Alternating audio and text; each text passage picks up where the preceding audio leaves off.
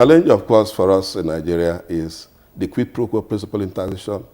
It's not been, applied or seen, to play out in Nigeria. People pay tax for a purpose. What's the benefit for paying tax? When people, there is a kind of promissory note that they get that government will provide public goods and services. Those three basic needs of man. But that is still not being seen happening in Nigeria. And no matter how we shout about it, even if we shout from morning till night, that cannot change the situation unless government gives back to the people. Right. And develops a zero tolerance for people who do not pay tax. Okay. We're going to still elaborate on that. Okay, we'll see about that. But yes, truly, people would wonder if they have to pay taxes and they get nothing in return, as you say, from you. At various points in time, you had a lot of this, and we wonder what the experience was like, and why is this still a challenge for us here today? Thank you so much. I think the present stage, like the presidency is not a cheering one. And the reasons are obvious, because we have alternative, and the alternative requires no effort. That's collecting taxes from the oil source. The oil source has actually dampened the enthusiasm of even both the government and the taxpayers, that they don't need to pay tax. Money will flow in. But forgetting that the purpose of paying taxes is not, it goes beyond raising revenue. It's something that is giving you some dignity that I belong to a country where I pay my tax. So this one has made taxation to be at the back bench of the consideration of the government. And the follow-up of this is that people are not seeing visibly what should be the benefit of taxes on the taxes they pay on the society, the provision of goods and services. They are not seeing it. People need to see and have a feeling of it. They mentioned one or two states in the country, at least that purportedly doing well. I put the word purportedly doing well, because the real taxation as is being practiced as best practice, we are not yet there. So even those states, you don't think that they are not? They are not. You see, taxation is not the one you have to be coercing people. You have to be going with one stick here, one gun here, and forcing it, or making it very, very, people are paying painfully. What motivated such states is necessity. When the oil money was not given to them, so they had to think of other ways of how to will now raise their revenue. But taxation is what you develop. You develop a process of taxation to collecting it. And that's what the president has said, that the personal income tax, which should be the backbone, there must be, everybody must key into it, and you feel it as a necessity that you are making contribution. All right, Professor Mainuma. Yes, I think basically the point is made that the whole essence of taxation is lost somewhere. That the people that are expected to pay this tax do not even understand why they should pay tax. And so tax education is very important. Secondly, the government appears not to be very serious on the terms of reducing the gap between the haves and the have-nots. You find out that majority of the people that really have the means are not being bothered about paying taxes. Nobody takes time to actually appreciate how much is the worth of the individual, so that you know exactly how much you are getting from that individual. And related also to that is the issue of the tax base itself. Majority of those places that we are supposed to actually get, government is supposed to get income from, are neglected. So there are preponderance of other areas that taxes can be obtained from are not actually looked at. So definitely you therefore find a situation where the total collection will not be anywhere that can actually do anything to the economy. associated with that is the fact that if you look at it from the point of view of how much is the government raising, so you see incapacity in terms of providing the amenities that people will then be willing to pay the taxes. Since the government, you may say it is the question of either the egg or the hen, which one comes first. Is it the government that is supposed to provide amenities first, that people will see and pay taxes, or it is the money that should come in first, so the government should provide the facilities? But as it is, government has what it takes to really show the people that they are really accountable. That if people, because that kind of development of confidence in the people is essential. You must show that you are accountable, then people will be willing to contribute their own resources to governance. So without that, you definitely find the kind of system where we find ourselves. Okay. We're identifying all the issues at stake now. Reverend Udoje, from your perspective. Thank you very much. As far as I'm concerned, from the private sector, I look at it, not really, we are not having taxation in Nigeria, we are having financial harassment of private entrepreneurs in this country. If you look at it closely, you discover that sometimes you're in your office, you see policemen and maybe one of the parastatals coming to harass you that they want so amount of money. You begin to wonder what is happening. It is the duty of every citizen of a nation to pay tax joyfully. But what we have here is, even when you pay that tax, the money does not get to where it should go.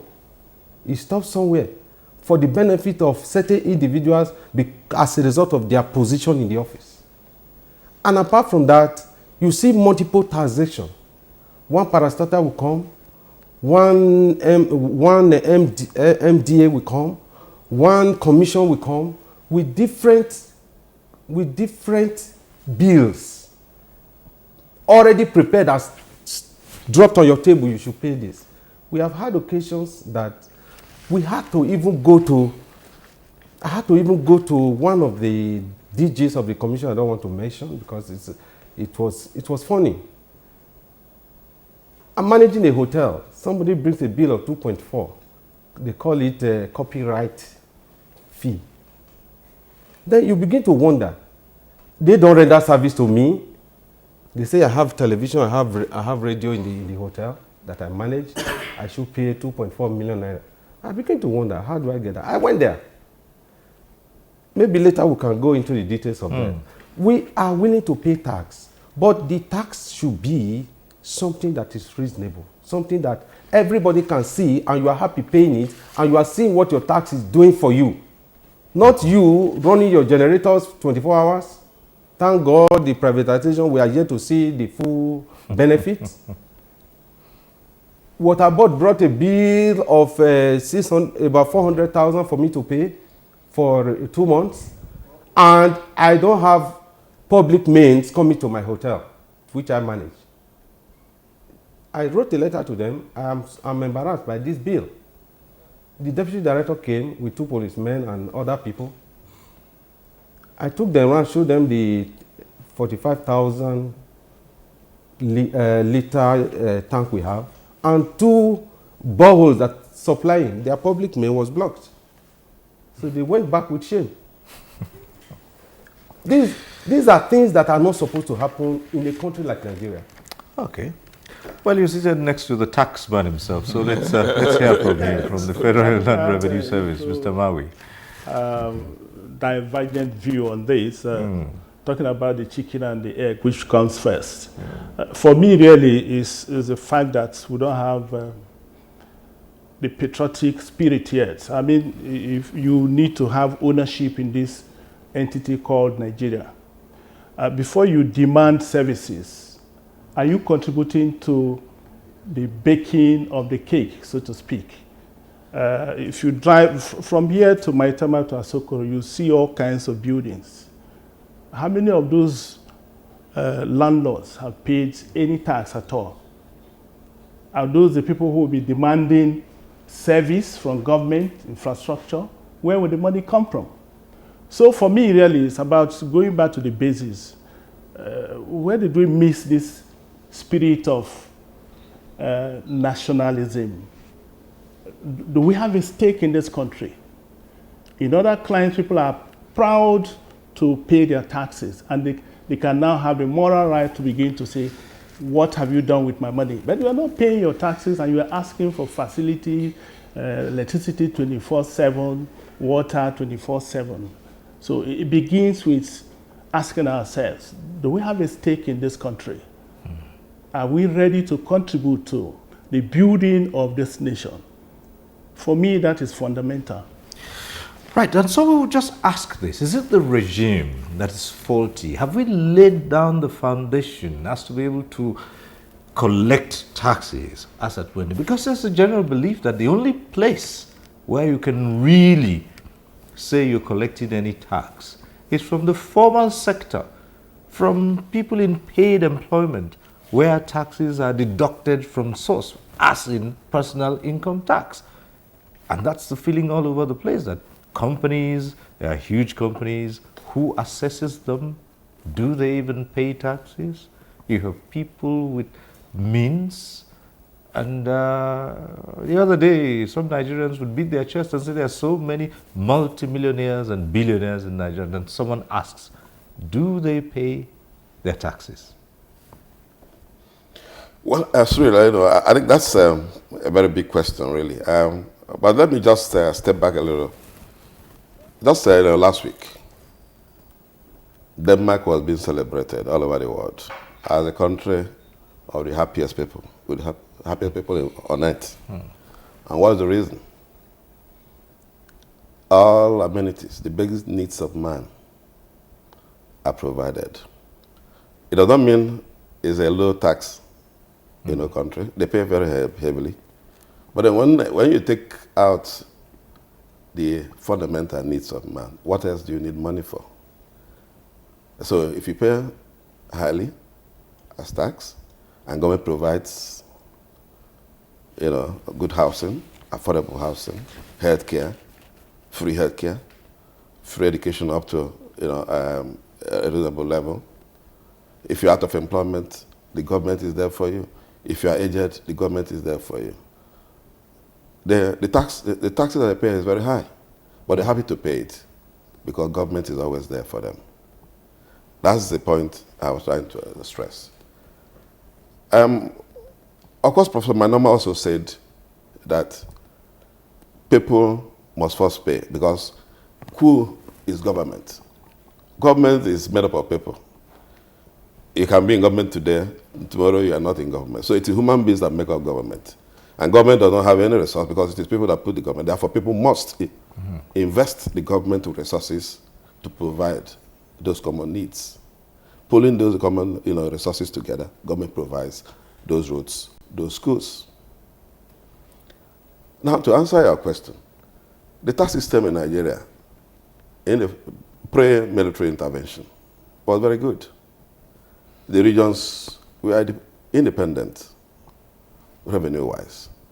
That's why we talk about the first television in Black Africa in Western region, free education, free healthcare. Look at the East, look at the North.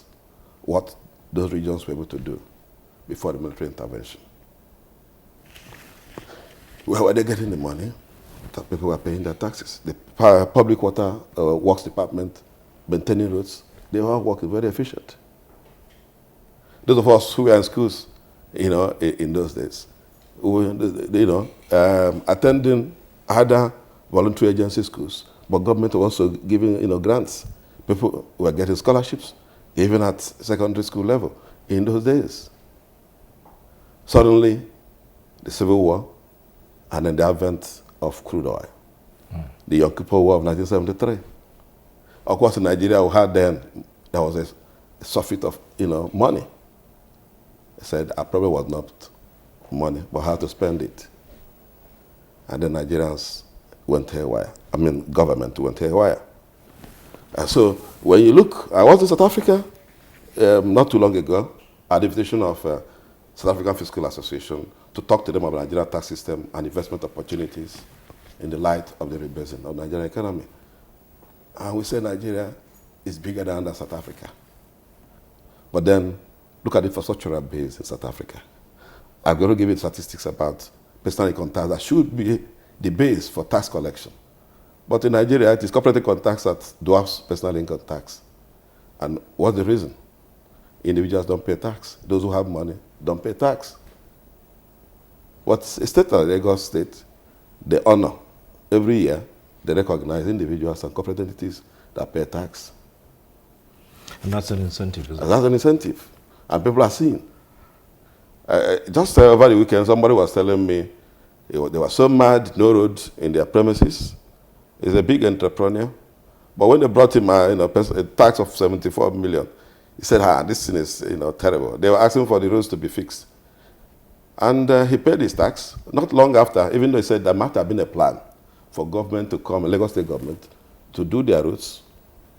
They paid that tax, and not too long, the roads were fixed, and everything started working where he was doing his business. And he felt satisfied. He didn't feel, he didn't hold any grudges against the government because he saw that tax was being utilized to provide public goods and services. Oh, well, Mr. Naiju. I think the question about what really went wrong structurally, I think the structure is not yet built for efficient tax administration in Nigeria. That is a major angle looking at it. The individual taxation, which we are talking about, we can have a formal sector, but predominantly activities are going on in the informal sector.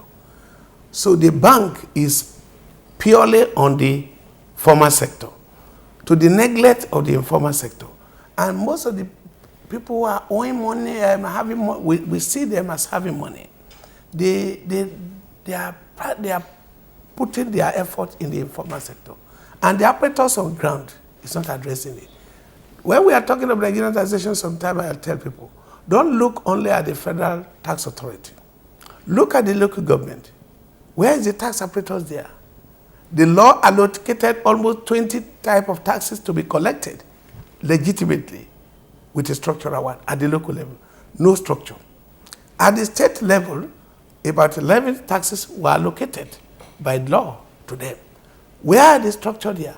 No personnel, no human being to get it there. And that's why you now see what we call a multitude of consultants come with one idea or the other that are alien to modern tax practice. Lots of states at one point in time engaged the services of tax consultants. That's what I'm claim that it boosted their revenue generation. It's by somebody. I think one of our speakers said it's by coercion.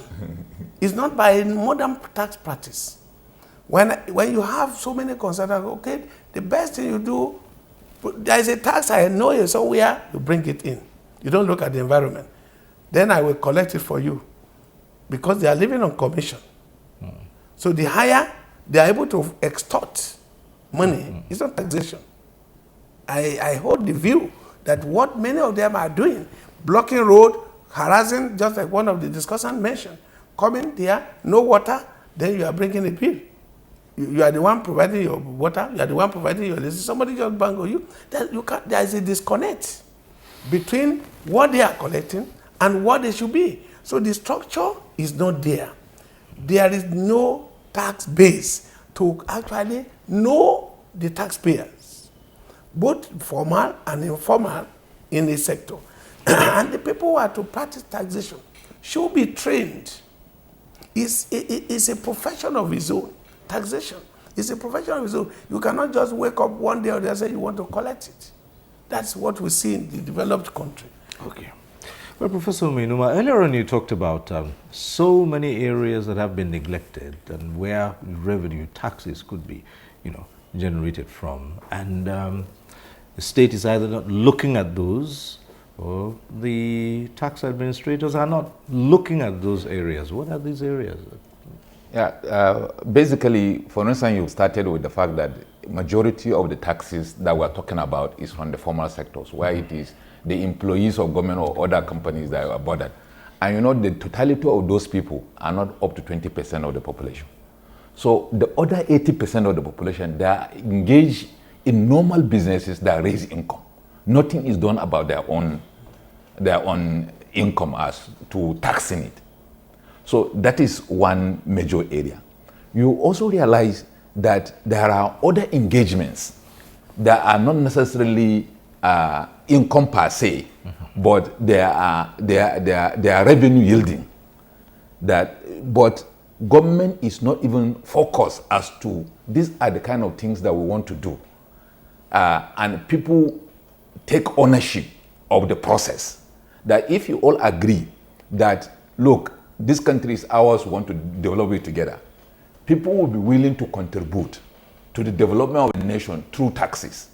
But because people are not really convinced that the leadership is having interest of the generality of the people, so nobody will want willingly to contribute to that kind of development. So you need to talk about that ownership. You need to talk about the justification for payment. That it is not enough to say because I'm a citizen, I must show that I am a citizen and pay taxes. If at the end of the day I pay and others that supposedly are richer than me are not paying, it does not encourage me to continue to pay. Because you see some people that they have all the affluence, but they are not paying as much as others are paying. So again, we need to also put a structure in place that at the end of the day, that those that are not falling in line, there is punishment. But without that, you find out that you cannot raise what is actually required.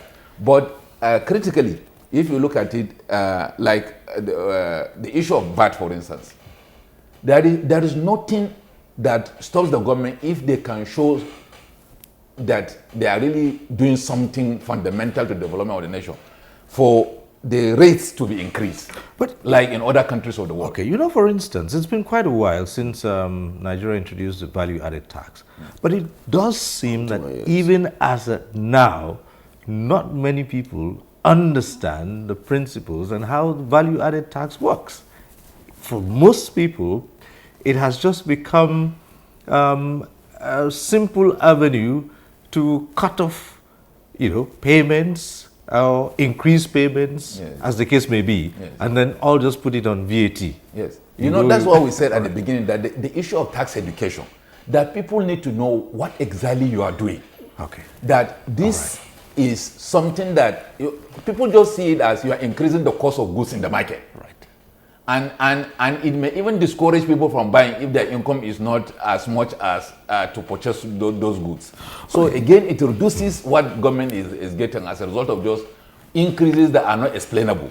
Okay, let's hear from the entrepreneur, from the private sector. How much of tax education would you say the private sector has? I know of recent FRIs have invited us for tax education seminars and all that.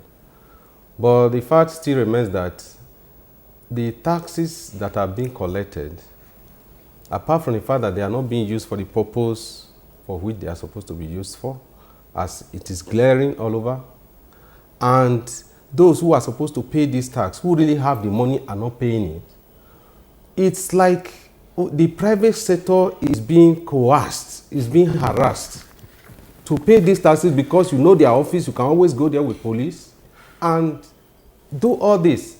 But when it comes to VAT, when it comes to income tax, all that, those are normal things that we do. But there are other ones, the multiple tax we are talking about. Somebody will come, for example, Ministry of Environment, they will come for site inspection, they will come for, soil tests, so many things, and FCT will come because we're in Abuja. You are paying to this, you are paying to this. And these are all organs of the same government, that you are paying your income tax, you are paying VAT, you are paying withholding tax. And at the end, they will come. Again, I tell you that, yes, you need to pay tenement. You can pay tenement, but how reasonable are those things? Somebody goes to his office, because he's made a DG, he knows that he has to make extra revenue, is to come and harass the private sector. Like the hospitality industry, which I represent, which I belong to in Abuja. Hotels are the major places that they go to for all this collection. And when you don't pay, they threaten locking up and all that. Nobody wants to embarrass his guests. Thank God we have a forum, the HOFA, which we call Hotel Owners Forum Abuja, that sometimes come to the aid and maybe go to them and discuss, go to the court when the case becomes extreme. So there is need for us to streamline what is taxation in Nigeria. Okay.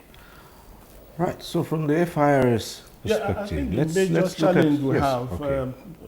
comparing Nigeria with other jurisdictions. The president mentioned Ghana, South Africa, and indeed countries like Kenya, Tanzania, Canada. They have a uniform tax regime. Here we have the concept of fiscal federalism. The states, 36 states, are running their tax authorities, local government. 774 of them also have their own tax regime, about 20 taxes. FIRS just has about 8. So before you know it, you're actually in the realm of multiple taxation. So an attempt was made in 2007 to try to harmonize these taxes through the FIRS Establishment Act 2007. The first schedule talks about the taxes that FIRS should supervise and consolidate. But of course, the apostles of fiscal federalism didn't find that very pleasant, and so it went back to the coolers. So we need to begin to see, like I said, Nigeria as one entity and have one tax agency, and then you can collapse most of these taxes that are. Okay, we'll look at some of those taxes in a moment, but the lines are already open and the calls are coming through. We have Ojo calling in from Lagos. Ojo, go ahead with a question or comment. Hello.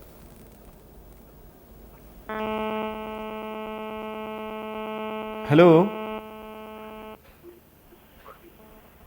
Hello, Cyril. Good evening. Good evening. Yes, my comment is this. Government. Hello. Go ahead. Yeah. Can you hear me? Yes, we're listening to you. Go ahead. Yes. Yes. Government is not encouraging the citizen to pay tax. No. Hello. Most of the time, when people pay tax, this money are not being used for the purpose for which they meant for. Let me give you an example. Hello? Yeah, go on. Taking the case of toll gate at the airport in Lagos.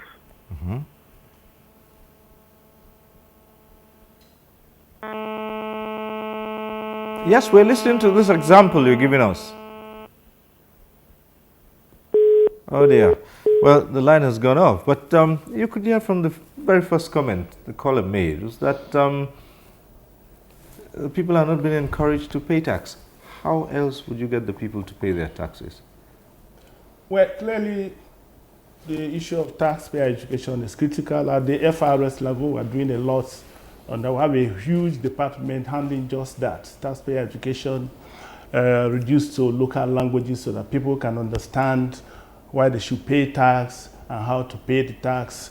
We even go the extra mile of helping out on how to fill tax forms and all of that. So it's critical, we recognize that, especially in the environment where literacy is still very high. So you really need to bend over backwards to assist in growing the tax culture. But that cannot be done overnight, especially when you have a very huge informal sector.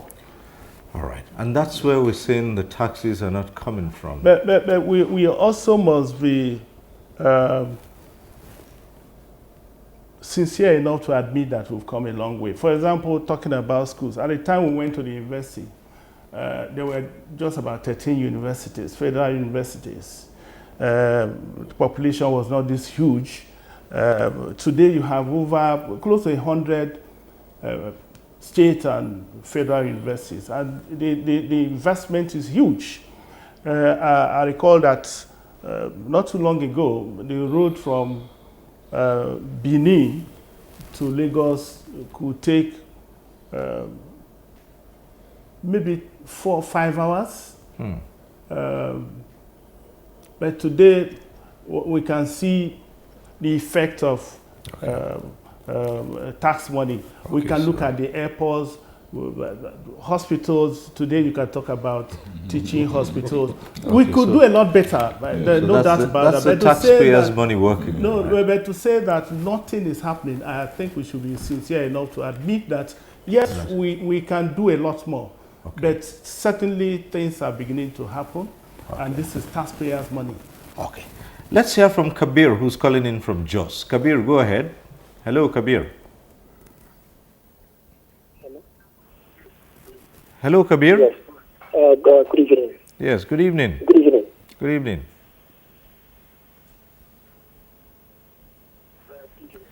You've got a question or a comment? I want to first of all appreciate you for the program, sir. Yes, you are.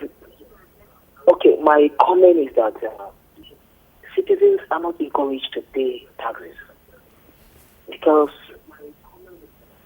the government. Yes, the government are not doing the right in this. If we want the citizens to pay taxes, then that means there should be transparency and accountability. Because when the citizens pay tax, it is very, very important for the citizens to pay tax. Because every nation needs its citizens to pay taxes so that there will be development. Oh dear. Lines are not working very well tonight. We do hope that it will get better. But it's a sign of what you're up against, and the very two calls that it's part of the tax issues. once the things are not functioning properly, then you find out that the justification to pay is not there. I think the kind of education we're talking about is not education on how to pay tax, but education on why to pay tax. You see, because at the level that they are doing tax education now, it is that if you want to pay tax, this is how to pay it. So, but why should I pay it? And that is more than just talking about the necessity for tax because we want to do development. You must justify that if I pay, it is going to use for good cause. If I may come in. Yes. If I may come in. Right. Now, what you have said, I believe I quite agree with you. Few weeks ago, NIPOST organized a forum in Transcorp. It was a jamboree. The jamboree was about stamp duty. They want to educate Nigerians on why they should use stamp duty. Why should somebody buy or check into a room in a hotel of 6,000 naira? I pay 15 naira as stamp duty to be pasted on the receipt, which he does not need. What is the rationale behind that? Is it a legal document? They are telling us, they invited us, I was there, that we should, every receipt you issue, whether somebody bought a Coke, you should put a stamp duty of 50 naira. How did they come about 50 naira to be pasted on a receipt of maybe 130 naira Coke in our level of hotel? All right, Mr. Naiju. Yes, I think two angles I'm looking at the issue of tax education and the payment of tax. I think our education I agree with the professor that the emphasis should be on rationale for the payment of tax than the mechanics of the payment of tax. The tax education is being focused on the mechanics now, but the reason behind it is not pursued. And the second aspect, the rural area, the people, the informal sector we said should be targeted for this education. They are not addressed. The tax education we are doing are only in Lagos, Ibadan, Abuja, we talk about. But we look at Nigeria. One of our colleagues discussing was talking of the magnitude of volume of what government is doing. But the taxpayer will tell you that, he has not owned the ownership of it. That we have a free source of money where it's coming from oil, that which we use. Okay, we have another caller. Babangida is calling in from Abuja here. Let's hope this one gets through. Babangida, go ahead. Hello. Hello? Hello? Hello, go ahead. Hello, can you hear me? Yeah, we can hear you, and we assume that you pay your taxes as at when The due. network is not. Right. Hello? Hello, go ahead, Babangida. Hello? Oh dear.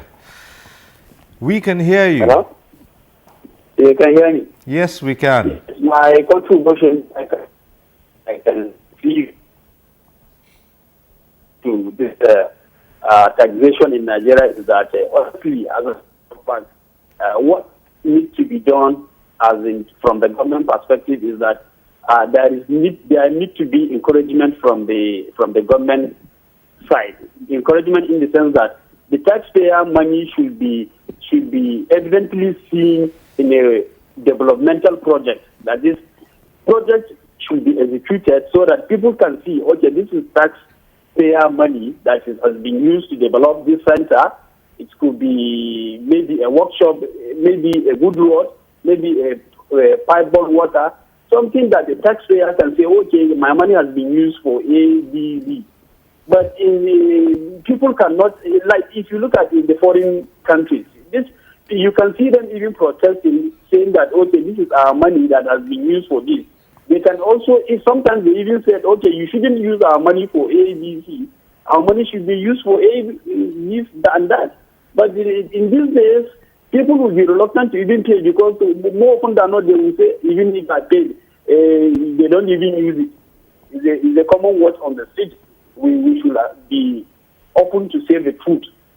So I strongly advise that whatever people pay, it should be used in a way that people can see, okay, this is the money we paid for, this is the tax I paid, and this is what it has been used for. I think that will encourage people to pay more taxes as of when you don't need to even be going to ask people to pay tax. Thank you. That's my contribution. Well, thank you very much. Yes, I please. want to conclude with the second point. I think even if we carry tax education outside the cities now to the rural area, the barrage of unemployed people will fault anybody who gather them together. It can lead to even an uproar. The large number of unemployed people, taxation is on income, and people have not even gotten job to feed themselves, and you are talking about taxation. It's very, very bitter in their ear. And that's even going to the point Mr. Maiwa was trying to raise. Right. We have now more universities than during our days. Then you train people, they're out of university, where is the job? No job. Right. All over the country. Because issues about tax, because you must be in employment in order to earn some money, and then you pay tax. When you're not in employment, you don't earn any income, so you can't even pay tax. But then there's a clamor generally in the nation today that states and the country itself should generate more revenue internally. And it's agreed that one way of doing that is through taxation. Now, with all these... This is the major mistake that we are making. Generating money does not mean you have to impoverish or reduce the purchasing power of your citizens. What is wrong if a state goes into large farming and employ people? What is wrong in local government? We had that, farm settlements. Where are those? The money that comes from the federal to state to local government, where do they go to? At the end of the month, who asked the governor? Who asked the chairman? What happened to the money that came to your place? What did you do with it? People are there, no jobs. If these people are working, if you establish large farms, you portion it for people, they can pay tax. People will be employed. And that is the issue of unemployment. Predominantly, the informal sector now is under a lot of pain. So, in our developmental effort, we need to address that one so that people can be engaged. If they are engaged, not necessarily giving them employment, but a white collar job. But let's get the population, or those who are adult, who are in the workable, get them occupied. Then taxation will be very easy to educate them at the local level. Right. Shegun is calling in from Lagos. Let's hear Shegun. Hello. Hello, Shegun. Hello, good evening, sir. Good evening. Yeah. Please, I would like to contribute to this question. Yeah, go right ahead. Yeah, one of your members over just said that there's need for citizens to contribute or to pay taxes before the government can make use of the money to provide amenities. But we should thank God for what God has done for us in this country. I believe that the citizens of this country have lost its trust on our leaders. So in order to restore that thing back, the little money we are making for petrol can be used to provide amenities. So if this thing is being done, I believe that the people will be encouraged to pay their tax. Secondly, in advanced countries, if you have a mighty house, how many cars you have to pay according to what you have. But this country is not like that. So it's a matter of paying, robbing this out to pay for. If the low income earner is paid tax, when all this wealthy man of this country is not paid tax. So to me, I would like to appeal to government to make sure that they use the money they get to provide amenities for Nigeria first, so that they be encouraged to pay their tax. Thank you very much. All right, thank you. I'd like to make a comment on this employment generation, graduates being idle. I think we should begin to get out of the mindset of thinking that government must provide employment. My reverend talked about creating farms and getting people engaged. I come from the Niger Delta, and because of the free oil money, if you give a young man of say 25 a job of 50,000, he's going to ask you, what do I do with this? So most of the time it's not that there are no jobs, but people are choosy. People think government should continue to play the Father Christmas. President and I would know that when we left university, you probably had 4 jobs waiting for you, and you had the problem of selecting. That era is gone. There are farmlands up north here. How many youths are willing to really go to the farm? I mean, we should be realistic. Okay. Try to have a mindset of creating employment. I like us to look at another angle. Yes, we could do more in collecting taxes. But then there's also the aspect that even what you do collect today, there are leakages. And it's not all of it that gets into government coffers, because there are all kinds of things where you have not been able to block that leak. How do you respond to that? Well, I supervise a function that monitors internal control. I sit on that, internal controls, leakages, and all of that. And I can tell you in all sense of modesty, within this 10 years of the reform journey, the president started this journey in 2002 with the Dr. Phillips study group. I can tell you that today, in FRS that I can speak for, the system has zero tolerance for fraud, for any malpractices. We've had people charged to call, people dismissed, and all of that. We're not there yet, but I can assure you that the leakages are being blocked. We're taking action. That is at the federal level. I cannot speak for the state level.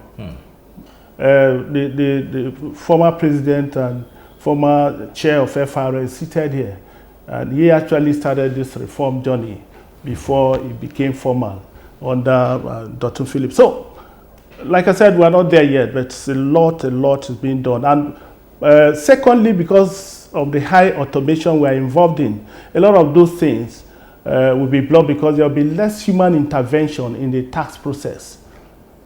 We have under pilot stage. And in fact, we've gone into implementation, the integrated tax administration system.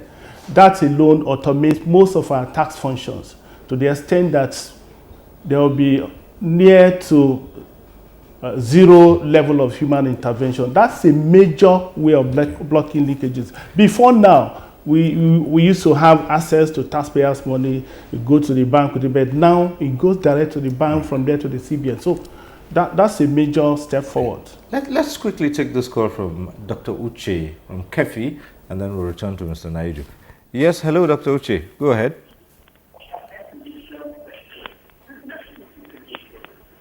Hello. Yeah, good evening, Cyril. Good evening.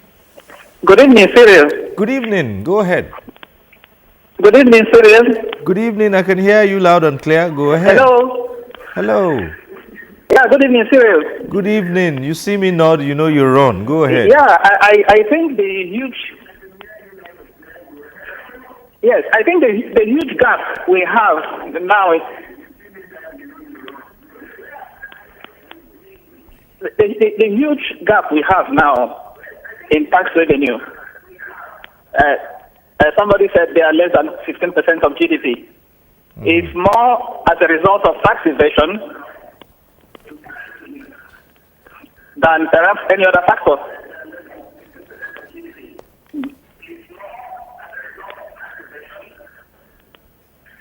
Right, okay. I know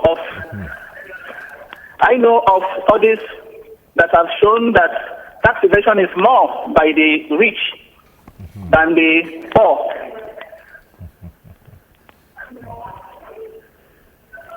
All right, okay. So that's a big issue, evasion. It would seem that Dr. Uche is, we've lost him on that. Yeah. Do I go? Yes, please. Yes. Yeah, thank you so much. I think the leakages we are talking about goes beyond the tightening of the internal control. It goes beyond. I do a lot of research now about the efficacy of Nigerian taxation within the past few years.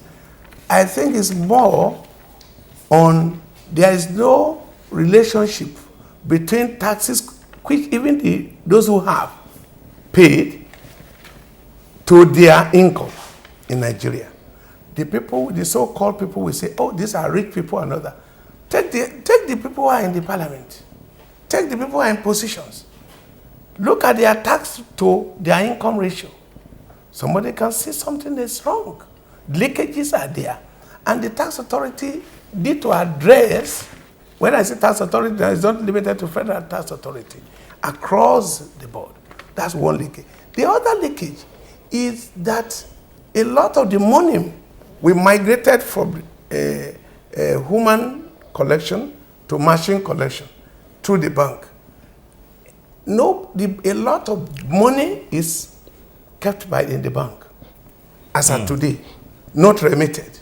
And these are major challenges to the tax authorities.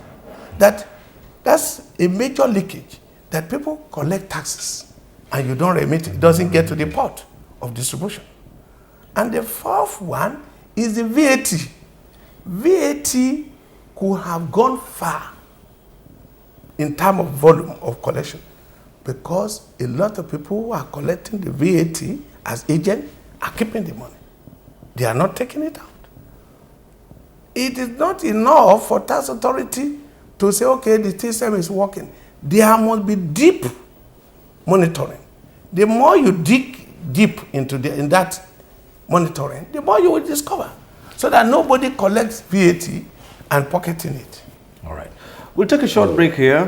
When we return, we'll take a few of your emails that have come in here, and then we'll look at how those leakages can be plugged, how tax education can be improved, and just how they can make the citizens do their civic responsibility by paying their taxes. Stay with us on NTA Tuesday Live. We'll be back shortly. The struggle for independence had been a long and tough one. Our founding fathers and compatriots sacrificed their comfort and even shed their blood. We cannot at this point in history afford to spirit away their sacrifices for immediate but temporary gains of today. Let us emphasize what unites and not what divides us. Working for the unity of purpose with a stronger vision for a better tomorrow. NTA, growing with the nation. Together, no matter where you come from, no matter your religion, we are one. Let's live together. Let's stop fighting each other. Let us live as one.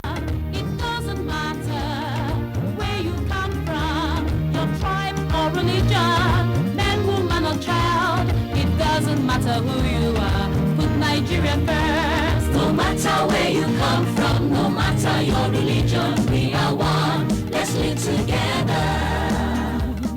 How can we develop when we're always in crisis? Families have become refugees in their country. No matter our differences, show some understanding. No matter where you come from, no matter your religion, we are one. Let's live together. Nigeria, the only country we can train with remarkable potentials to excel. Let us believe in ourselves and change our attitude for the sake of our country and generations unborn. Let us revive our cultural values, which are our essence as a nation. Let us renew the spirit of patriotism and hope in our dear country. Do not take or give bribe.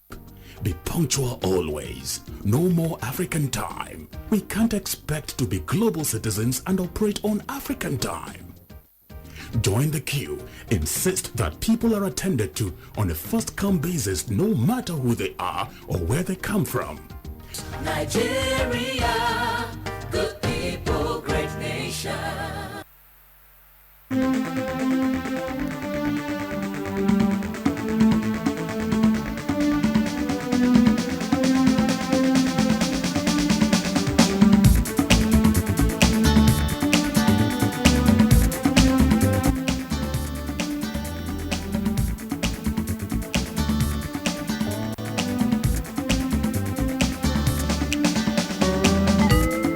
NTA Tuesday Live, a network issue-oriented innovation talk show. Right, thanks for staying with us. The discussion continued even as we took a break here. It still went on in the studio here. That's to tell you how this topic of tonight has been viewed. We have a number of mails that have come in here. We'll just take a few of them and we'll come to the president of the CITN to comment on the last two respondents we had before the break. This one is from Ifeanyi. He sent this email from Benin and he says, what's the aim of paying taxes when a lot of people are suffering? Nigeria has not gotten to the extent of paying tax. Now that's a new one on me. I didn't know there were nations that there has to be a level where people now begin to pay tax. And then we have Andrew, who says, shouldn't a taxpayer know where his money is? This is because taxpayers don't have information as to how much they've paid after a period of time. And secondly, Nigerians may not have sufficient understanding about tax, but we have been paying tax. Okay? We have Uche Ferdinand. He says, the Honorable from FIRS, is it proper for vigilante groups in Abia State to collect tax for themselves by force? Secondly, how can somebody living in Abia State pay tax in the dirty environment? No road, no water, no light. Please educate Abia government on what to do with tax. And Israel writes in to say, my suggestion about this discussion is that many do not understand what tax really means, including the government representatives. It's been done wrongly. You see touts who should go work with their hands, illegally collecting money as tax. Now, these are some of the questions people are raising about this. And George Kumo doesn't even think people should pay tax because he says, Why is the term taxpayers' money applied where the budget is drawn on petroleum income? All right. So very serious. President of CITN. Thank you very much. I think there are two earlier callers. One was saying government should use even the little it collects in quotes and let people see the evidence. And my reaction there is that people are feeling they're not getting value for money, even with the money that is being spent, collected as tax revenue. Because when you see quality of infrastructure in some instances, you start wondering, look, I may not cite a particular one, but at least we do travel outside Nigeria, and we see the quality of infrastructure, put up by government. They are not the same as we see here. A structure is put within 1 month. It's finished. It's finished. I always say that if in some of the airports outside Nigeria, you can even eat in the toilet, but you dare not even drink water in the toilets at our airports. So it is that terrible. They just release lists of national honors. Some people have just been appointed to some offices and you're giving them national honor. Is it by appointing them to that office that they're being recognized? Or the work they would do, in the course of holding that office, and you recognize them after. There was one big, fish that had issues with tax. I don't know whether he has resolved it, but his name is on the list, national honors. And so people now ask questions, and that's why some people who maybe apparently are feeling indifferent and indignant about tax compliance are saying, that man that is there, that is always shouting, has he paid tax? The other time, during the time of Professor Iwu, FRS took up the issue of everybody who is aspiring for public office must show evidence of fidelity to tax compliance. But it was waved aside. Outside Nigeria, you want to hold public office, and you are found to have failed with your income tax returns, even if it is a very small amount, please keep that government appointment, no matter how brilliant the ideas you have, because you have not demonstrated good faith. So why should you? So the president was complaining at the account conference 2 weeks ago. I was in South Africa on another lesson, and I read it online, complaining about the sorry state of tax compliance in Nigeria. So government must take the lead of not harboring, no matter how, people should show evidence that they're paying their tax before they can now go and start deciding how government money should be shared. So this does mean that we have a problem with enforcing compliance. Yes. So how do we address that? Well, again, a lot is being done in that direction. As we speak, there's a capacity enhancement program that is on, facilitated by the CME, and is focused on building capacity on enforcement, on audit, on assessment, on registration, 7 key areas. It's a continuous capacity building agenda that will take us to where we want to be. But like I said, you need to really ensure that as much as possible, as we go into the consumption taxes, value-added tax, excise duties and all of that, as much as possible, remove human intervention. And we're doing that with the airlines, and all the MDAs have keyed into a facility that will make them to just pay the tax element as they are paying contractors. So gradually, we'll complement self-assessment with some kind of enforcement mechanism that will work. Now that you speak of consumption tax, how successful has that been here?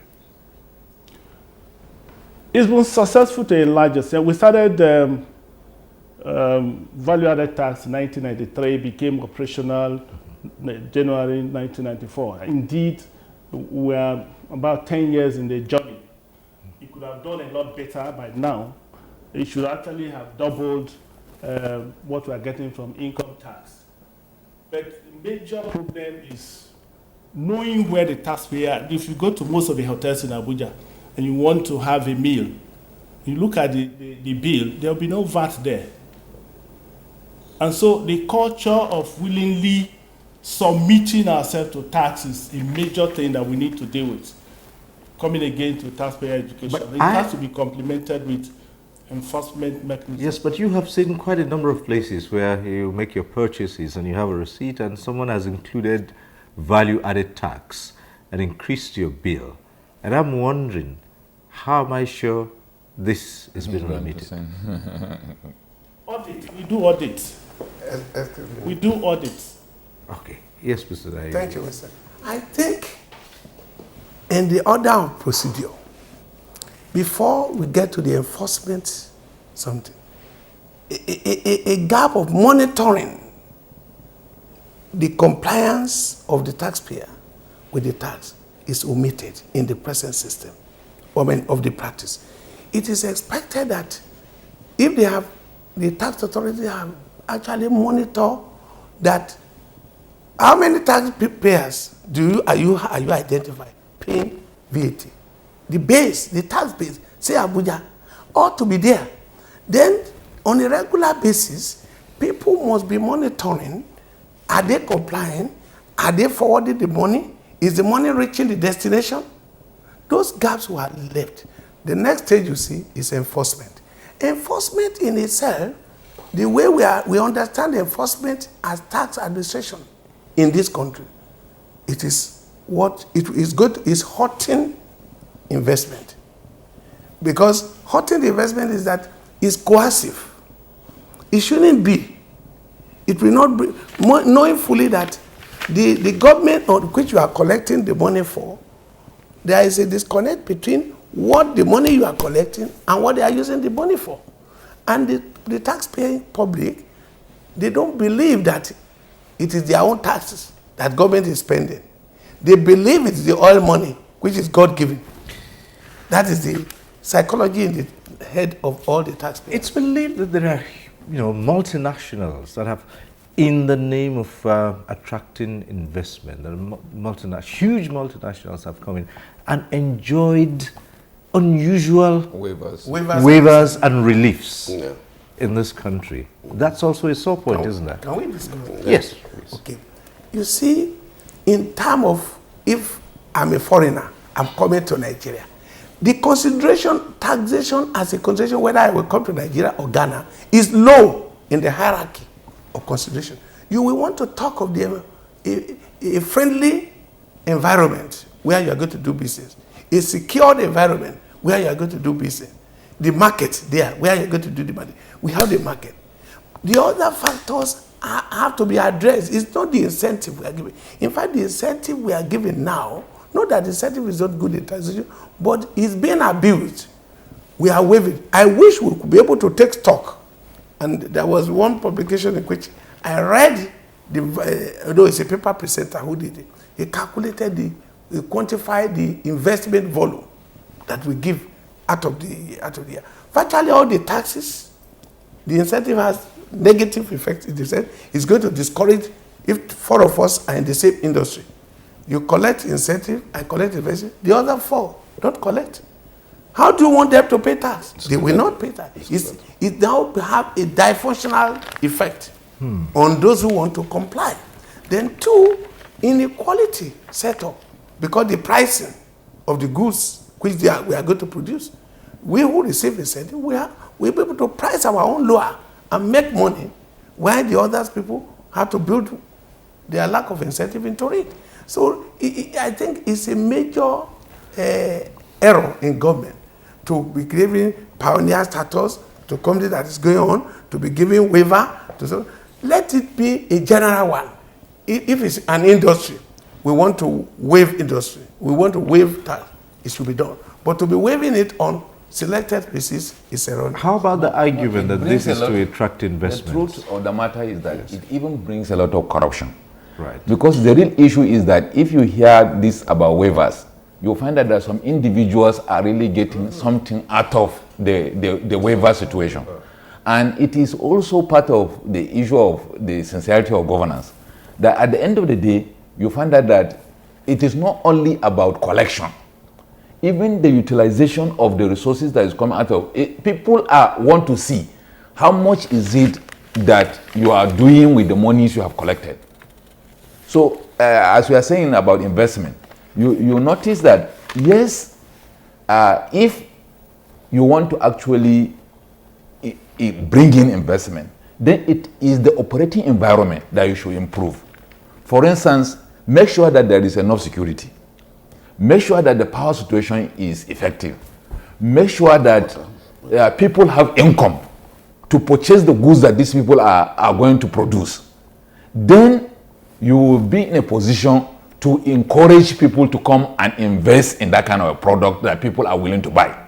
But if you say that it is the amount that they're supposed to give to government that you are waiving, then you are saying make as much profit as you can and pay nothing to government. It is not really incentive, it is killing the economy.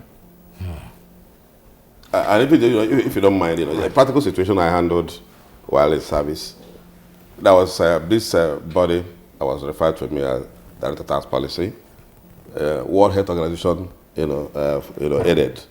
They wanted to bring anti-malaria drugs, which they wanted to distribute free in malaria-prone areas, and they wanted waiver of VAT. Of course, also they wanted custom duty. And then the analysis is: one, if people get bitten by mosquitoes, they will suffer from malaria attack, and they might not come to work. And if a private employer, the person may not be paid. And if he's not paid, he has no income to spend, to pay tax, to even pay VAT. And so if you grant the waiver for VAT, then of course they'll be able to distribute it free, because otherwise the government would have provided those anti-malaria drugs because people go to hospital. That's the kind of quid pro quo we talk about for any waiver, for any concession that you need to give. And that is not happening in Nigeria most of the time. All right, we have seen individuals and organizations as sometimes classified as charity organizations, and they do not pay tax. Now, there are some Nigerians, I'd like to hear your opinion about this. There are some Nigerians who think that religious bodies, religious organizations should pay tax because of the huge revenues they generate, and because of the luxury goods they spend huge amounts on, and say, why shouldn't they pay tax? What's your take on that? First and foremost, by our tax law, and not just our tax law, most countries of the world, ecclesiastical bodies, charities, to the extent that they are not in any adventure in the nature of a trade or business, are exempt from tax. But some do engage in business. If it is donations, contributions by members of the church, and is only kept as such, maybe to provide for the weak, the sick people. But the moment that church goes into, like there's a case, famous case of Methodist Church, Federal Board of Inland Revenue, and Methodist Church, Nigeria. The Wesley House of Marina is a decided case. The Methodist Church erected that building and put it out for rent, and said, no, it's church owned. It's from contribution of members. The court ruled that no, you have gone into adventure in the nature of a trade or business, and therefore you're liable to pay tax on income derived from a rent. Now, if you did so that's you have to draw that distinction. If you did that with Methodist Church Nigeria, what would you do to the numerous other religious organizations whose heads are living luxury lifestyles with yachts, private jets, and no taxes paid? Yeah, my take on that is this. We talk about vibrancy of the tax authority. It all borders on it. The tax administration in the country has to be very vibrant. The days we are talking of the Methodist rental income, very, very long time now, around 80s, 60s, you know, we have already been in the around 70s and 70s. It's courage that made them to challenge it. Now, the tax administration we have today have to rise up, be more courageous to challenge certain things. In UK, when a Nigerian was living a style, the style of living was becoming too much, they have the tax authority, they have to send somebody to the church and be helping them to look, how much money are you collecting? Link it with the head of the church and match it with the style of living. And they have to assess. The same thing could be done anywhere in the world as part of the best practice. If a style of living of an individual is beyond the visible income is receiving, the surplus. In Canada, they use what we call the net worth analysis. They will take your net worth before you take that appointment and take your net worth at another point. If what is in between cannot be justified by your visible income, the other one will be assessed and the property you are holding will be attacked. These are things which we have seen, which we have read, which is operating in developed world. Because anything can be abused. Religious leaders are abusing the provision of the law. Okay. So the tax authority has to now draw attention to it by being courageous and attack it and take it to court, who will be the final arbiter. But unless we do this one and we are just, oh no, don't touch it, don't touch that one, we'll be having the problem we are having. You see, the whole issue of religious organization paying taxes is, I think, is straightforward. If they have income from trade and other things, they should be able to surrender to. If they are making employments, they are giving people income, they should be able to charge taxes on those income. And as a religious organization, you should know that the development of man is also of concern to you. If taxes are meant to be for the benefit of all, I think they should also agree to contribute to the benefit of the generality of the people of the nation. So, but again, it is the sincerity of government. If government will also let them appreciate the fact that this is the kind of things we do with this tax money, and it is in line with what God wants, then they should also be able to contribute even their surplus to the development of the nation. Okay. Yes. All right, my brother Cyril. Yes, well, I may not say you are tempting me. No. Like they tempted Jesus. Well, just by chance, okay, you're on this program no problem, today, no problem. And we'd like your opinion as reverend yourself. The truth is, in the time of Jesus, right, they tempted him and told him, should we pay tax? Mm-hmm. They were looking for a way to arrest him. They were looking for a way to nail him. Mm-hmm. Because if he says don't pay tax, Caesar is there. Mm-hmm. He said, well, look at the coin that is in your pocket. Whose image is there? He said, Caesar. He said, okay, give to Caesar what belongs to Caesar. The truth about it is, the country we are today, some religious bodies are richer than states. Some denominations. How do they get this money? It is good to know the source of this money. If you know the source of this money are from taxable source, they should be taxed. They should be taxed. If a pastor is flying jet, so he should be landing, he can land in any airport in Nigeria, he will not pay. But when he goes out of this country, does he pay? Will it be free? So if they are rich enough to fly jets, they should be rich enough to contribute their quota to the development of this country, because this country belongs to everybody. But who has while I feel the government or the tax people who are monitoring it are not able to do that because they are not sincere. Sincerity is the issue. Could you see a scenario like that happening in this country? Yes. Well, FRS has started confronting that scenario. Mm-hmm. These days, we now demand returns from churches to take a look at how they are getting their incomes and how they are utilizing the income.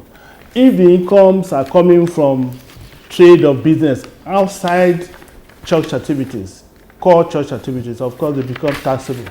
We have over 40,000 registered NGOs now, and we demand that they submit returns.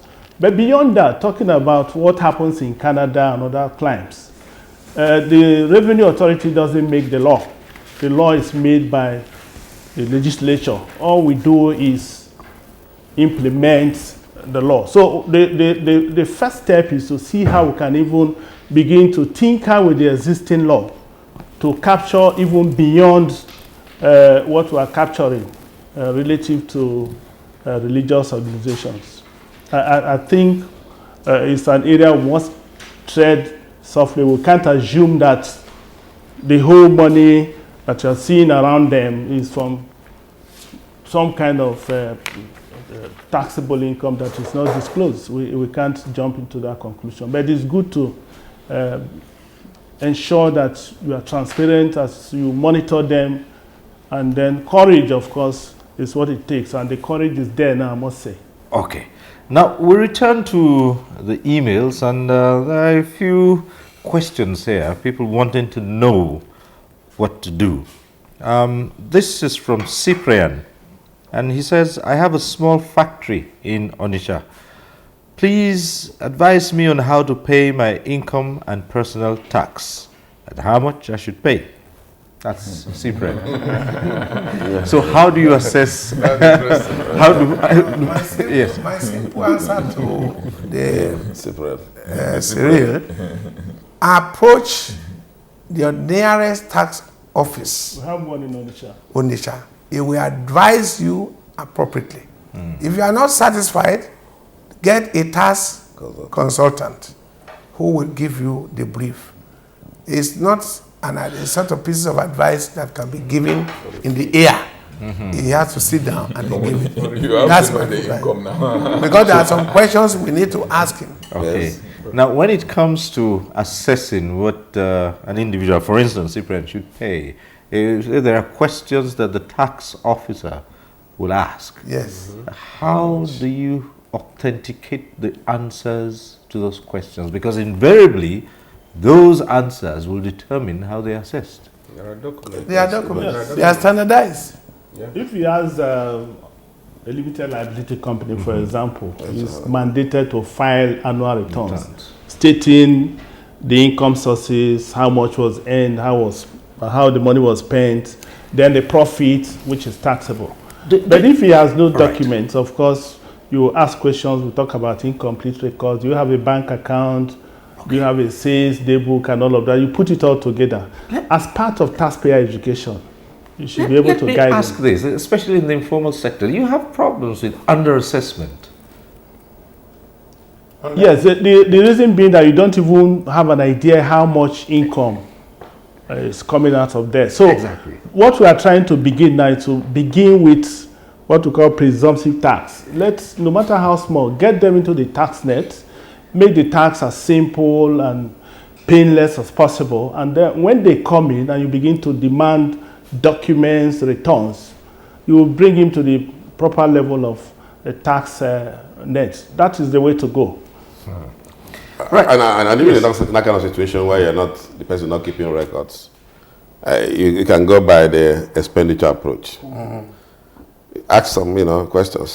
For instance, let me just give you one funny question. In my days, I went on a tax audit and I asked one big entrepreneur in Nigeria, how often do you hold a board of directors meeting? He said, which board of directors meeting am I talking about? My wife is a director.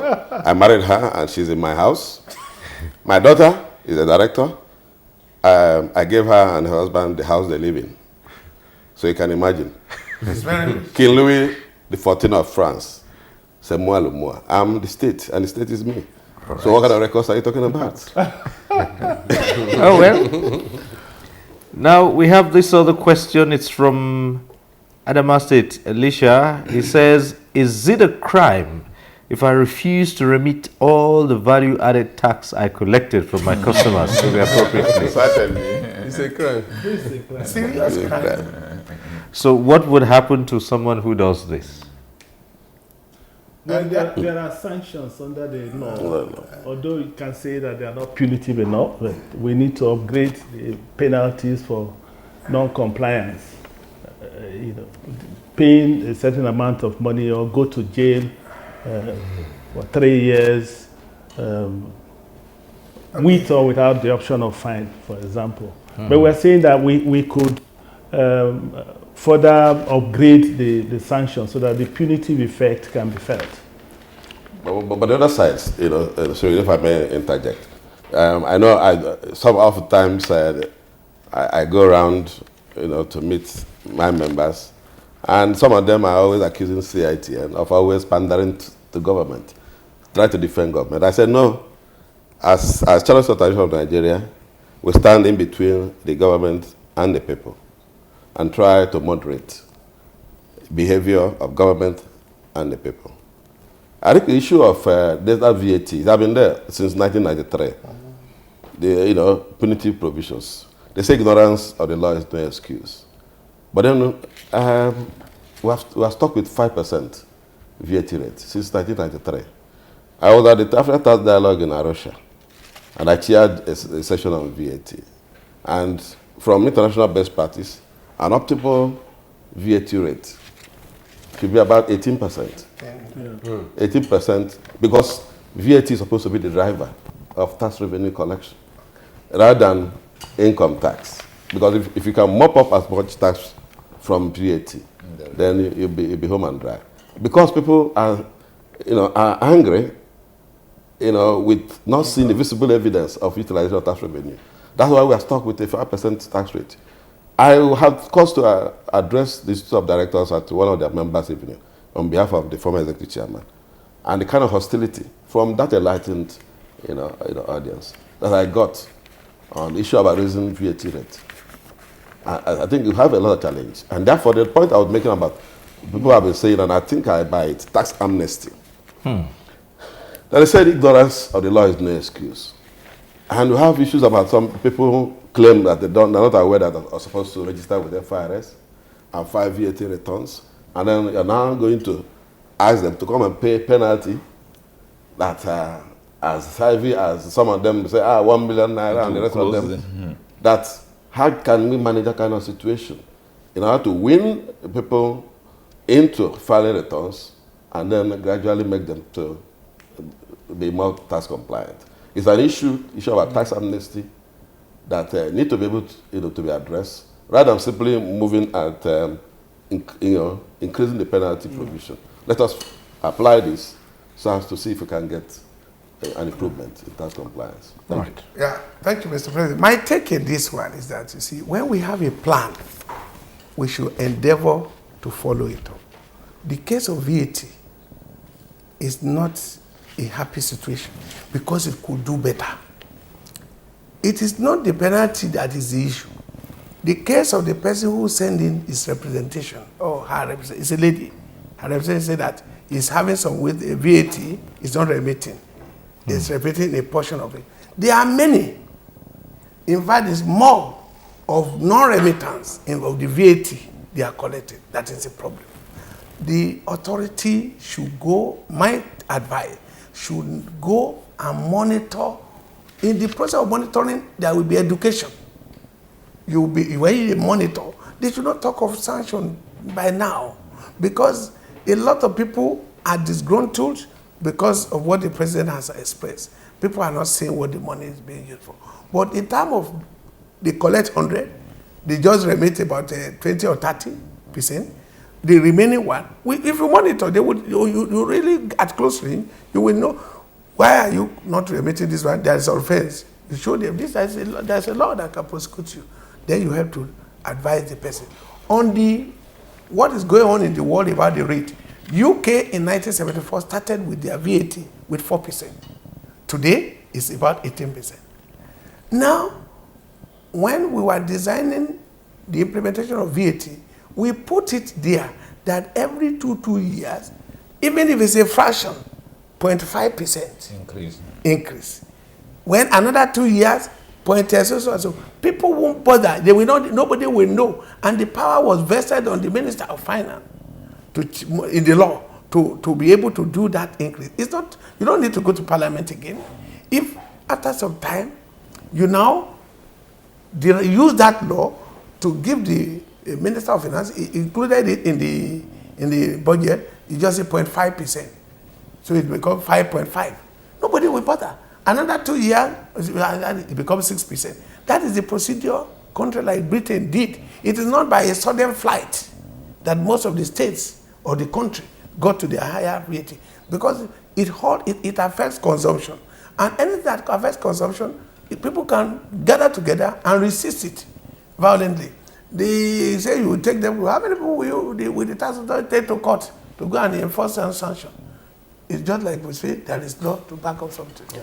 I think, my stake on this is in the kind of economy we are running, anybody who thinks VAT should be increased, I think is sort of, I wouldn't want to use a language that will not be very nice. It is not acceptable. It will not be acceptable to the private sector. Even if it is 0.1%, even if it is 0.1%. The truth is, for example, in the hospitality, in the hotels, if you increase your rate by 500 naira, as I'm talking to you now, you will run empty hotel because people are not even there.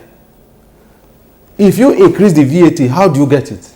When the rooms are empty, you get VAT. And it's a way of eroding the purchasing power of the consumers. And if we are comparing our economy to Russia, to America, to UK, it is funny where systems work. If you run a hotel in Abuja, even if you are paying about 500,000 to PACN or NEPA or Abuja Distribution, whatever the name they call them, you still buy as much as that as diesel. Whether they give you power or not, they will bring their bill, which you must pay, and you are buying your diesel. Where do you get the money? Let me give you an instance. When I was the director of sales and marketing in Sheraton, I went for a meeting for an event that House of Rep. They invited Sheraton and Transcorp for bidding and all that. So I made my presentation, and at the end, the chairman of the committee, a woman, said, Sheraton, your presentation was very beautiful, but your hotel is not renovated, it's dirty, we cannot use that place. The hotel Sheraton, Malaysia, I stayed. It was like this, it was like this. My heart jumped into my mouth, but I controlled myself. When she finished, I said, excuse me, madam, honorable, did you also visit the Malaysian Parliament building that is how many years older than the one you are living in? Somebody was telling me, please come. I gave it to her. I said, well, as at that time, we just brought up 6 boreholes so that we can have water to use in Sheraton. They had about, I think as at that time, 4 or 6 1,000 generating plants. 1,000 kVA, about 6. You run those ones, you produce your power. Where do you have money to renovate? Okay. That's a technical addition clarification. Yes. I think the problem about what you're saying about increasing the VAT rate. In fact, that's even one of the reasons somehow why the VAT rate was even as low, because we are talking about Nigeria operating what they call gross product model as distinct from full consumption model. It's a full consumption model. Input-output mechanism. If you are, as a service provider, you are not the final consumer. Yes. You incur VAT on the inputs, like on the diesel you buy, on all those inputs. Then when you now charge to your customers, you will now recover those VAT. No, I mean, that's the full consumption. I understand what you are saying. So that is even, so if we are operating a full consumption VAT, there is a review of our VAT law. I hope it sees the light of day. If that happens, where we shift closer to full consumption model, then the input-output of it, there will be no restriction for service providers such as your entity, which is in place now. And that's why you're talking about those challenges. He's worried about the effect of it on the pricing. Okay. Let me say here that yes. Indeed, we've run VAT for 20 years now, and clearly there's need for some kind of adjustment. But it won't be a leap, I must admit. Secondly, talking about monitoring, I know about May this year we did a nationwide monitoring of VAT and withholding tax, and part of that had to do with a lot of taxpayer education and all of that. So we embraced self-assessment in 1998. And that presupposes that the taxpayer is honest, is decent, is patriotic. So you do monitoring and audit to check maybe once in a while. It's not a thing you must do on a daily basis because you've given the trust to the taxpayer to self-assess. But because of expectations that are not met, of course, it becomes a very complex issue, and we need to really articulate the measures to address the peculiarities of our environment. Well, as we begin to wind down, there are two meals here which we should take. One, of course, is in line with what we've received mostly on this program, and people just worried about what to show for the taxes they pay. And the other draws attention to the issue of multiplicity of taxes, as he calls it. The first one, Linus Chima from Warri, says people refuse to pay taxes because most times levies are so high and the money ends up in the pockets of some people rather than providing the infrastructure that should be provided. That we have talked about quite a lot. But Dick from Abuja says the National Assembly must look into the issue of multiplicity of taxes caused by the exclusive and concurrent list powers for all tiers of government to legislate on revenue matters. Revenue and tax administration should be centralized under one umbrella. The proceeds can then be shared based on agreed formulae. Yes. I think the director from FRS, Mr. Mawe, did mention the problem why the model suggested by the respondent cannot work in Nigeria is our fiscal federalism. It can't work. The trust is not there that you have a central tax authority that when we collect the money together, the one that will go to local government, my state, that will not be eroded by the one that goes to Mr. President's local government or state, because he is sitting down in Abuja looking after it. That trust is still not there in Nigeria. If it's that, we've toiled with it in various seminars. So this model can't work? It can't work because of the arrangement we have. No, but I think it's working for VAT. So why not for other taxes? Very good. Canada has everything we have. They have oil, and the way it's centralized, but it belongs ultimately to the regions or the provinces where you have these resources. There's a way they share it transparently, and I'm thinking that we can do that here. No, even Professor Dr. Phillips' report, of which I was presented to the secretary, well, that was canvassed. But the way it was canvassed is not on the monolithic basis. Having everything collected and put in the same pool. No. Like the VAT. No. It shouldn't be that way. The way it was, canvassed is that what is collected in River State goes straight, because that tax, will go to the River State coffer directly. It doesn't come into the common pool. Because of the issue about today, we have a joint tax board that's supposed to ensure there is uniformity in tax parties, but there is no sharing of information. Exactly. And that is a big challenge. So far, we've talked about what operates at the federal level. We do know that there's so many things going on in the states and the local governments. Very good. You see, decentralization, I said it has been taught in so many workshops, seminars. The problem ends up in the fiscal federalism. Because human beings are going to be involved. These local government don't trust that the states. My people are not collecting it. So how do you put a stop to this issue of you pay a tax here, the moment you cross out of the FCT into Kaduna State and some other body, collects another tax or levy, and it continues like that? No, it shouldn't. That has been stopped. You see, the issue has been addressed by the institution of joint tax board is meant in our law to prevent that. But the limitation of joint tax board is that it's not giving the thief to bite. And this thief to bite is the law. Should arm the joint tax board to sanction any of the entity that makes up the joint tax board. If they deviate, If it's particular income that is taxed here or outside the jurisdiction of your own tax, and you are taxing it again, and they report it to the Joint Tax Board, and the Joint Tax Board will be able to sanction. Is that sanction that I think is not yet in the law? Let me just ask this for the purposes of many of our viewers who would like to know, especially for those in the formal sector and government employment, how easy is it today to get your tax clearance certificate? Very easy. At the federal level, very easy. Particularly here in Abuja. Okay. We have individual and enterprises income tax department handling personal income tax issues, high net worth individuals, enterprises, individuals, and so on. And once you are able to pay your taxes for the 3 preceding years, within 24 hours you get your tax clearance certificates. Right. It's that easy now, but we are still having the mindset of history that is gone. Today I can boldly say that it's a lot easy for you to go and procure your tax clearance certificate. All right. Yeah.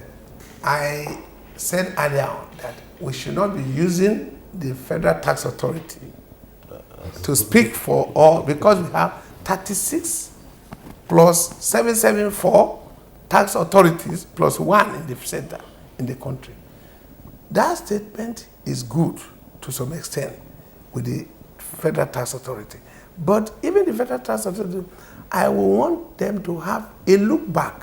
They should be having a feedback. If you say something, before people can now complain, go back to the system and get, is it true?